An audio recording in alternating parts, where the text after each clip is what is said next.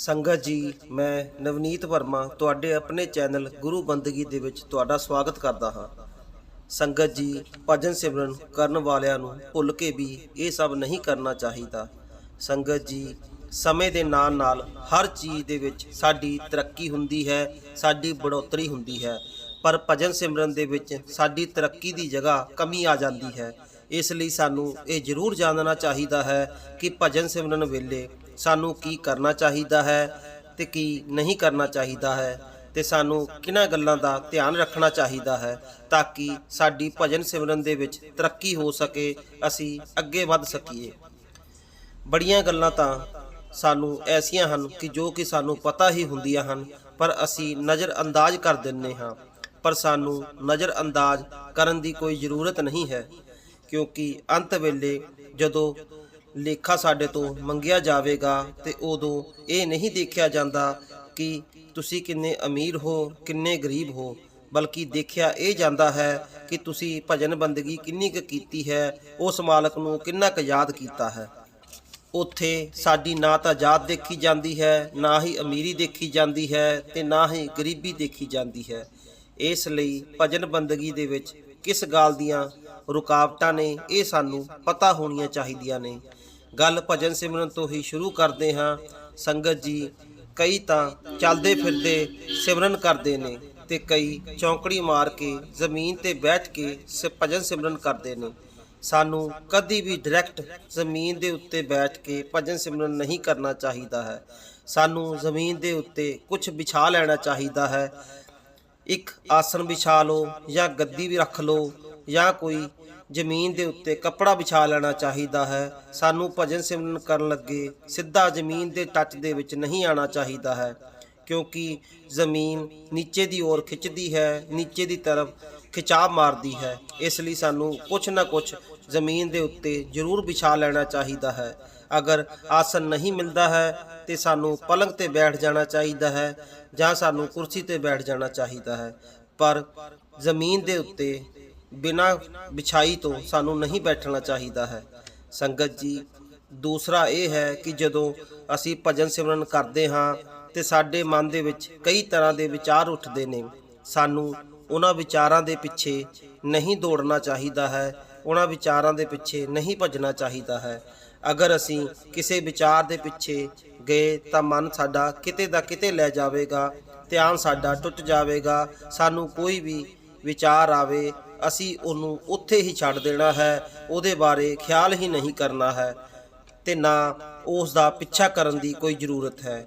ਸੰਗਤ ਜੀ, ਜਦੋਂ ਅਸੀਂ ਭਜਨ ਸਿਮਰਨ ਤੇ ਬੈਠੀਏ ਤੇ ਕੋਸ਼ਿਸ਼ ਕਰੀਏ ਕਿ ਉਜਾਲੇ ਦੇ ਵਿੱਚ ਨਾ ਬੈਠੀਏ, ਕਿਉਂਕਿ ਉਜਾਲੇ ਦੇ ਵਿੱਚ ਸਾਡਾ ਧਿਆਨ ਭਟਕ ਸਕਦਾ ਹੈ ਔਰ ਅੰਧੇਰੇ ਦੇ ਵਿੱਚ ਸਾਡਾ ਧਿਆਨ ਇਕਾਗਰ ਰਹਿੰਦਾ ਹੈ।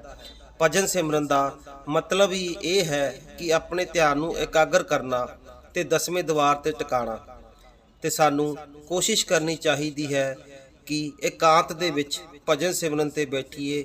ਇਹ ਨਹੀਂ ਕਿ ਬੱਚੇ ਉਸੇ ਕਮਰੇ ਦੇ ਵਿੱਚ ਘੁੰਮ ਰਹੇ ਹਨ ਜਿਸ ਕਮਰੇ ਦੇ ਵਿੱਚ ਅਸੀਂ ਬੈਠ ਕੇ ਭਜਨ ਸਿਮਰਨ ਕਰਦੇ ਹਾਂ। ਇਸ ਤਰ੍ਹਾਂ ਸਾਡਾ ਧਿਆਨ ਕਦੀ ਵੀ ਇਕਾਗਰ ਨਹੀਂ ਹੋ ਪਾਏਗਾ। ਇਸ ਲਈ ਕੋਸ਼ਿਸ਼ ਕਰਨੀ ਚਾਹੀਦੀ ਹੈ ਕਿ ਇਕਾਂਤ ਦੇ ਵਿੱਚ ਬੈਠੀਏ ਤੇ ਭਜਨ ਸਿਮਰਨ ਕਰੀਏ। ਫਿਰ ਸੰਗਤ ਜੀ, ਜਦੋਂ ਅਸੀਂ 2:30 ਵਜੇ ਭਜਨ ਸਿਮਰਨ ਦੇ ਉੱਤੇ ਬੈਠਣ ਲਈ ਉੱਠਦੇ ਹਾਂ, ਸਾਨੂੰ ਚਾਹੀਦਾ ਹੈ ਕਿ ਅਸੀਂ ਹੱਥ ਮੂੰਹ ਧੋ ਕੇ ਭਜਨ ਸਿਮਰਨ ਦੇ ਉੱਤੇ ਬੈਠੀਏ, ਕਿਉਂਕਿ ਰਾਤ ਨੂੰ ਸੋ ਕੇ ਅਸੀਂ ਉੱਠੇ ਹੁੰਦੇ ਹਾਂ, ਸੁਸਤੀ ਪਈ ਹੁੰਦੀ ਹੈ ਤੇ ਜਦੋਂ ਅਸੀਂ ਹੱਥ ਮੂੰਹ ਧੋ ਲੈਂਦੇ ਹਾਂ ਫਿਰ ਸੁਸਤੀ, ਆਲਸ ਸਭ ਦੂਰ ਹੋ ਜਾਂਦਾ ਹੈ। ਜਦੋਂ ਹੱਥ ਮੂੰਹ ਧੋਈਏ ਤੇ ਹੱਥ ਮੂੰਹ ਅਸੀਂ ਚੰਗੀ ਤਰ੍ਹਾਂ ਪਹੁੰਚ ਲਈਏ।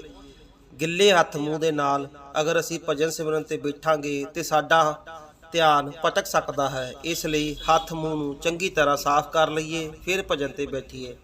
ਸੰਗਤ ਜੀ, ਇੱਕ ਗੱਲ ਦਾ ਅਸੀਂ ਹੋਰ ਧਿਆਨ ਰੱਖਣਾ ਹੈ ਕਿ ਸਿਮਰਨ ਕਰਨ ਲੱਗੇ ਕਈ ਲੋਕ ਬਹੁਤ ਹੌਲੀ ਸਿਮਰਨ ਕਰਦੇ ਨੇ।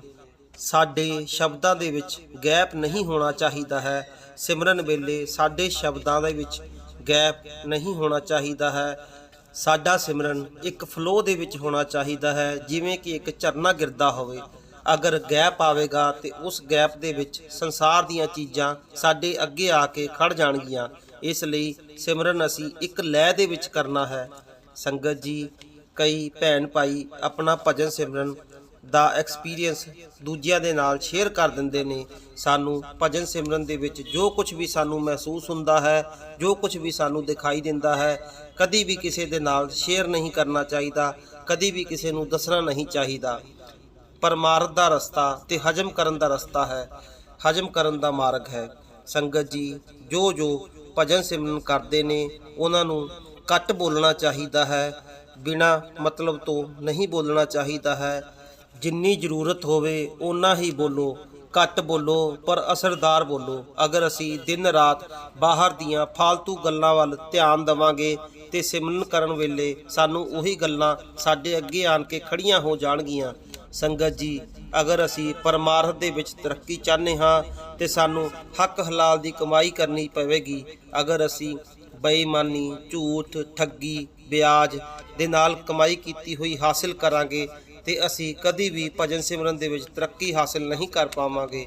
ਸੋ ਸਾਨੂੰ ਹੱਕ ਹਲਾਲ ਦੀ ਕਮਾਈ ਕਰਨੀ ਚਾਹੀਦੀ ਹੈ। ਤੇ ਲਾਸਟ ਦੇ ਵਿੱਚ ਸਭ ਤੋਂ ਜ਼ਰੂਰੀ ਇਹ ਹੈ ਕਿ ਸਾਨੂੰ ਚਿੰਤਾ ਛੱਡ ਦੇਣੀ ਚਾਹੀਦੀ ਹੈ, ਕਿਉਂਕਿ ਚਿੰਤਾ ਜੋ ਹੈ ਉਹ ਚਿਤਾ ਸਮਾਨ ਹੈ। ਸਾਨੂੰ ਕਿਸੇ ਗੱਲ ਦੀ ਵੀ ਚਿੰਤਾ ਨਹੀਂ ਕਰਨੀ ਚਾਹੀਦੀ ਹੈ। ਸਾਡਾ ਸਤਿਗੁਰੂ ਸਾਡੇ ਨਾਲ ਹੈ, ਸਾਡੇ ਅੰਦਰ ਬੈਠਾ ਹੋਇਆ ਹੈ। ਕੀ ਉਹ ਸਾਡੇ ਨਾਲ ਬੁਰਾ ਕਰੇਗਾ? ਕਦੀ ਵੀ ਨਹੀਂ।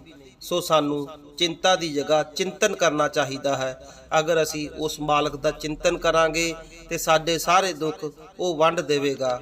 ਸੋ ਸਾਨੂੰ ਚਿੰਤਾ ਬਿਲਕੁਲ ਨਹੀਂ ਕਰਨੀ ਚਾਹੀਦੀ ਹੈ ਤੇ ਉਸ ਦੇ ਭਾਣੇ ਦੇ ਵਿੱਚ ਰਹਿਣਾ ਚਾਹੀਦਾ ਹੈ।